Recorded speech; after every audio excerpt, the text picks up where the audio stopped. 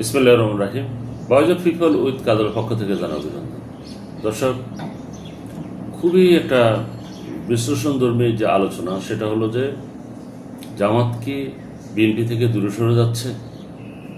কারণ দীর্ঘ প্রায় 1.5-2 যুগ যাবত জামাত কিন্তু বিএনপির সাথে গাঁট বেঁধে একসাথে আন্দোলন করেছে, একসাথে তারা তাদের কার্যক্রম করেছে, হয়তোবা এক যুগপদে করেছে অথবা আলাদাভাবে করেছে। তারা বিএনপির 4 দলীয় জোট বলেন যে 20 দলীয় জোটে কিন্তু অন্যতম সদস্য ছিল জামাত ইসলাম।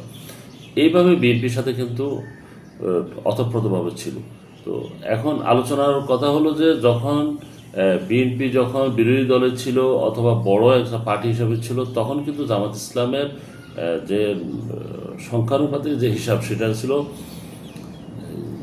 আওয়ামী লীগ, তারপর জাতীয় পার্টি, এরপরে কিন্তু প্রায় 3-4 নম্বরে, 4-5 নম্বরে ছিল জামাত ইসলাম। অর্থাৎ তাদের পার্সোনাল যখন সিরিয়াল আসতো তখন এত পিছনে ছিল, কিন্তু সেখানেও কিন্তু তখন বিএনপি অত্যন্ত দক্ষতার সহিত জামাত ইসলামকে কিন্তু তাদের জোট সঙ্গী হিসাবে রেখেছিল এবং সমস্ত কর্মকাণ্ডে রাখছিল। এখন বর্তমানে যখন আওয়ামী লীগ চলে যায়, তার পেশিবাদী শাসনের কারণেই, কিন্তু তার নিজের ভুলের কারণেই যখন নিচ্ছিন্ন হয়ে যায় এবং সেটা রাজনীতি থেকে যখন বর্তমানেটাই ধরবো যে এখন বিলীন অবস্থায় আছে, বিলীন হয়ে যায়, তখন কিন্তু লাইমলাইটে চলে আসে জামাত ইসলাম।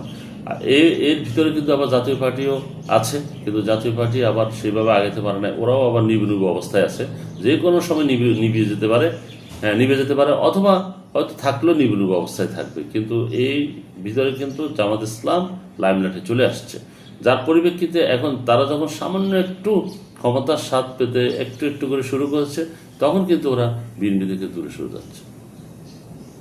এটা কিন্তু বিএনপির মহাসচিব ফখরুল ইসলাম আলমগীর উনি কিন্তু বলেছেন যে দক্ষিণপন্থীদের উত্থান কিন্তু উত্থান হওয়া শুরু হয়েছে।